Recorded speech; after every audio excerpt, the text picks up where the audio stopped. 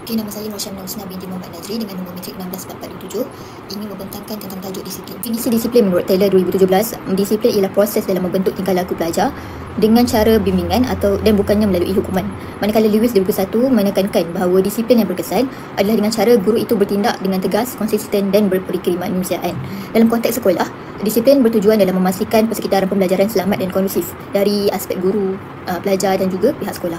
Manakala Kementerian Pendidikan Malaysia mengatakan disiplin sekolah berasaskan peraturan-peraturan pelajaran pada tahun 1999 yang memberi kuasa kepada guru untuk mengawal tingkah laku murid. Elemen penting disiplin dalam sekolah ada 4, iaitu kawalan diri murid. Yang kedua, rutin pembelajaran tersusun. Yang ketiga, kepatuhan terhadap perkeliling KPM. Dan akhir sekali, hubungan hormat antara guru dan murid. Kita masuk kepada soalan yang kedua, iaitu tingkah laku remaja bermasalah berdasarkan teori. Teori yang pertama ialah teori pembelajaran sosial, iaitu Bandura 1977. Teori pembelajaran sosial iaitu social learning theory yang dikemukakan oleh Albert Bandura menekankan bahawa tingkah laku individu ni dipelajari melalui pemerhatian ataupun imitasi tingkah laku orang lain dan bukannya semata-mata melalui pengalaman langsung atau hukuman ataupun ganjaran. Tingkah laku bermasalah remaja ni dia berlaku apabila remaja sendiri meniru tingkah laku negatif yang dilihat daripada rakan sebaya, keluarga ataupun media sosial. Terutamanya jika tingkah laku itu mendapat pengukuhan positif seperti pujian ataupun ganjaran ataupun populariti. Jadi mereka terlibat dengan perkara yang negatif tersebut.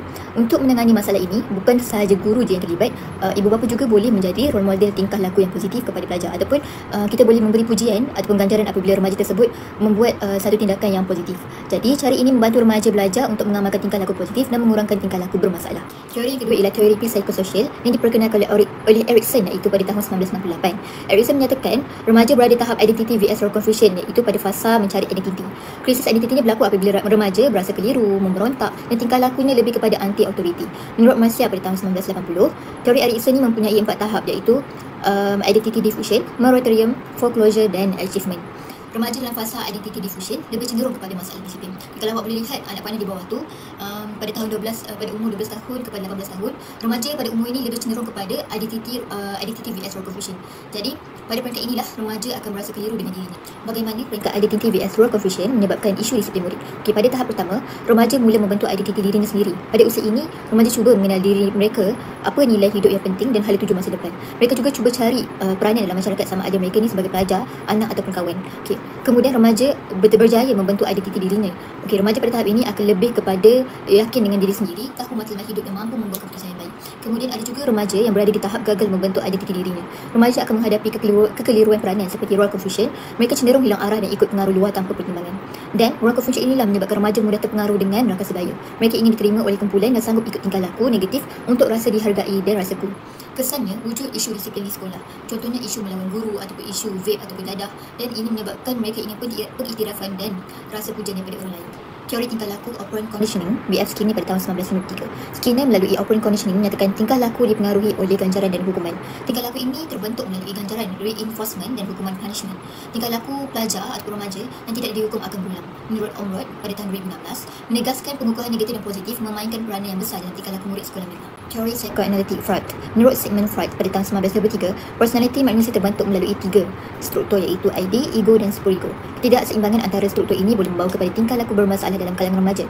Freud menekankan bahawa konflik emosi tidak disedari, iaitu unconscious conflict, boleh mempengaruhi cara remaja bertindak, khususnya apabila mereka gagal mengawal dorongan naluri. Bagaimana teori ini menjelaskan tingkah laku remaja yang bermasalah? Yang pertama sekali ialah dominasi ID. Dominasi ID merupakan satu tingkah laku impulsif dan agresif. Jadi ID ini bersifat mencari keseronokan segera, iaitu pleasure principle. Jika ID ini terlalu kuat, maka remaja mudah bertindak tanpa berfikir. Yang kedua ialah ego lemah, iaitu remaja suka mengawal diri. Ego sepatutnya mengimbangi dorongan ID dan nilai superego. Maka ego yang lemah menyebabkan remaja gagal membuat keputusan secara rasional. Dan yang terakhir sekali ialah superego lemah. Superego lemah ini menyebabkan remaja tidak rasa empati ataupun berasa bersalah. Superego membentuk moraliti dan hati nurani. Jika superego ini tidak berkembang dengan baik, maka remaja tidak merasakan tindakan mereka adalah sebagai satu kesalahan. Teori hierarki keperluan Maslow pada tahun 1943. Abraham Maslow menyatakan bahawa tingkah laku manusia digerakkan oleh 5 tahap keperluan. Masalah disiplin atau tingkah laku negatif remaja sering berpunca daripada keperluan yang tidak dipenuhi. Mana teori ini menjelaskan tingkah laku remaja yang bermasalah. Yang pertama sekali, keperluan fisiologi yang tidak dipenuhi. Contohnya remaja yang lapar, kurang tidur ataupun kekurangan tenaga. Yang kedua ialah keperluan keselamatan yang tidak dipenuhi. Contohnya remaja yang rasa tidak selamat, seperti mereka dibuli ataupun dihina ataupun ditekan. Yang ketiga ialah keperluan kasih sayang dan kepunyaan yang tidak dipenuhi. Contohnya remaja yang tidak merasa diterima oleh keluarga ataupun rakannya sendiri. Yang keempat, keperluan penghargaan yang tidak dipenuhi. Contohnya mereka tidak pernah dipuji ataupun dihargai oleh seseorang. Mungkin dalam perspektif keluarga ataupun rakannya sendiri. Yang terakhir sekali ialah kegagalan mencapai pencapaian diri. Remaja gagal dalam melihat potensi dirinya atau tidak diberi ruang untuk berkembang. Soalan yang ketiga ialah bagaimana kefahaman tentang teori tingkah laku remaja bermasalah membantu guru meningkatkan disiplin di sekolah. Okey, kita lihat dalam perspektif teori pembelajaran sosial yang dibuat oleh Albert Bandura pada tahun 1977. Contoh masalah disiplin ialah ponteng kelas. Menurut Albert Bandura, punca berlakunya masalah disiplin ini kerana murid meniru rakannya menjadi model. Hal ini kerana murid melihat ponteng kelas itu adalah satu ganjaran sosial yang menyeronokkan dan dapat memberi perhatian kepada mereka. Proses berlakunya masalah disiplin ini apabila murid memerhati rakan, kemudian murid meniru tindakan tersebut dan seterusnya mendapat peneguhan ataupun pujian daripada rakannya. Cara atasi masalah disiplin ini, guru boleh menukar model sosial dengan menyediakan mentor atau model teladan positif. Contohnya dalam kumpulan mentor-mentee, guru boleh melibatkan pelajar yang bermasalah dan pelajar yang baik. Jadi, pelajar yang bermasalah itu akan mengikut sikap pelajar yang baik tadi. Yang kedua, guru menunjukkan tingkah laku positif seperti hadiah awal di dalam kelas. Dengan cara ini, guru menjadi model tingkah laku positif yang boleh ditiru murid. Dan akhir sekali, gunakan peneguhan positif seperti guru memberi pujian kepada murid di hadapan kelas. Jadi, pujian tersebut dapat menggantikan ganjaran sosial ponteng seperti perhatian rakan atau escape dari kelas. Dan teori tingkah laku operant conditioning daripada B.S. Skinner pada tahun 1993. Okay, contoh masalah disiplin yang murid sering lakukan iaitu murid tidak siapkan kerja sekolah. Okay, menurut Skinner, punca berlakunya masalah disiplin ini kerana murid tidak pernah dihukum atau tiada akibat apabila kerja tidak siap.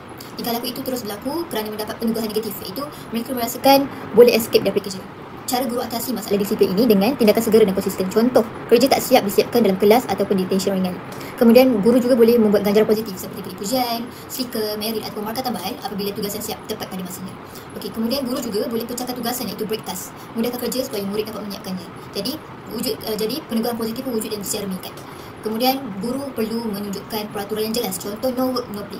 Elak ganjaran sosial sebelum tugasan siap. Seterusnya, teori psikososial Erikson 1968. Okay, contoh masalah disiplin, murid enggan ikut arahan dan bercakap kasar. Okey, punca berlakunya masalah disiplin ini menurut Erikson kerana remaja berada di tahap identity vs confusion. Maka, murid sedang mencari identiti dan autonominya sendiri. Kekeliruan identiti ini menyebabkan tindakan impulsif dan sikap anti-autoriti. Jadi mereka melawan bukan sebab nakal, tapi cuba untuk menentukan diri mereka sendiri. Okey, cara guru atasi masalah disiplin ini menurut teori psikososial dengan memberikan autonomi terkawal. Contohnya, cikgu boleh benarkan murid memilih tugasannya sendiri, kumpulannya sendiri ataupun peranannya dalam kelas sendiri. Jadi, apa kesannya? Remaja rasa dihormati dan kurang memberontak. Yang kedua, cikgu boleh menggunakan bahasa yang membina identiti positif dalam diri remaja. Contoh, awak ni budak baik, contohnya cikgu. Jadi, dengan perkataan yang sebegini, dapat membentuk identiti diri yang positif dalam diri remaja. Dan seterusnya, hubungan dalam disiplin. Okay, guru boleh membina hubungan mesra, elak konfrontasi dengan orang ramai dan tegur secara pribadi. Kesannya murid lebih mudah terima teguran tanpa pertahankan ego analytic Freud. Okay, masalah yang berlaku ialah murid membuli. Punca berlakunya masalah disiplin ini menurut Freud, idea yang kuat mendorong kuasa, marah dan dendam. Jadi, ego dan superego yang lemah akan membuatkan kawalan diri rendah dan kurang empati. Maka, emosi remaja terpendam seperti tekanan keluarga dan dilepaskan melalui tingkah laku agresif. Jadi, bagaimana guru mengatasi masalah disiplin ini melalui teori psikoanalitik Freud? Okay, guru boleh mewujudkan counseling psikoanalitik dengan membantu murid kenal punca emosinya sendiri yang tersembunyi melalui perbualan, lukisan ataupun journal. Yang kedua, guru boleh melatih pelajar dengan mengawal impuls. Ajar teknik kawalan diri seperti kira 1 hingga 10 sebelum bertindak, tarik nafas 4, 7, 8 dan role play situasi konflik untuk bertindak lebih rasional. Dan akhir sekali, guru boleh mewujudkan ataupun membuat satu sharing tentang pendidikan moral dan empati. Contohnya, guru mewujudkan tajuk tugasan refleksi diri jika awak di tempat masa apa yang berlaku. Jadi, seterusnya aktiviti khidmat masyarakat dan penerapan nilai hormat, empati serta tanggungjawab. Hierarki keperluan Maslow 1943. Contoh masalah disiplin yang berlaku murid mencuri. Puncanya, murid berasa rendah diri dan mahu rasa dihargai melalui barang berjenama ataupun pujian rakan. Kurang penghargaan daripada guru dan ibu bapa. Okey, apa intervensi guru yang boleh dilakukan melalui teori ini? Beri penghargaan positif atas kebaikan kecil, bukan hanya fokus untuk menghukum. Yang kedua, guru boleh berikan peranan bertanggungjawab seperti ketua kumpulan, penjaga alat tulis atau pembantu guru. Kesannya dapat tingkatkan rasa dihargai. Dan yang terakhir sekali, guru perlu terangkan bahawa nilai diri tidak bergantung pada harta. Baiklah, ini rujukan yang saya gunakan dalam slide pembintangan saya.